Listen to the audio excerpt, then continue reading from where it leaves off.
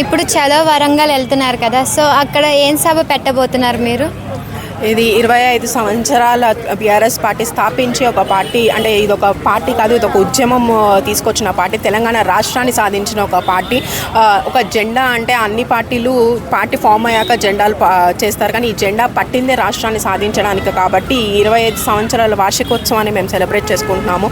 మా గౌరవ పార్టీ అధినేత శ్రీ కేటీఆర్ గారి ఆధ్వర్యంలో వరంగల్లో పెద్ద సభ నిర్వహిస్తున్నారు. 10 లక్షల జనాభా ఈ సభలో పాల్గొంటున్నారు. కాబట్టి కనీ విని ఎరుగని రీతిలో ఈ సభ జరగబోతుంది. మేమందరం కూడా చాలా సంతోషంగా 25 సంవత్సరాల వార్షికోత్సవాన్ని మేము కేసీఆర్ గారి ఆధ్వర్యంలో, మా ఎమ్మెల్యే మాగంటి గోపీనాథ్ గారి ఆధ్వర్యంలో మేము జరుపుకోవడం చాలా గర్వకారణంగా ఫీల్ అవుతున్నాం. ఎందుకంటే ఇటువంటి ఒక పార్టీలో ఒక రాష్ట్రాన్ని సాధించి, అంటే ఒక ఇష్టంతో మన భూమి, మన నీళ్లు, మన రాష్ట్రం మనకు ఉండాలి అనే ఉద్దేశంతో తీసుకొచ్చిన రాష్ట్రం కోసం మేము ఈ పార్టీ ఎంతో శ్రమించింది.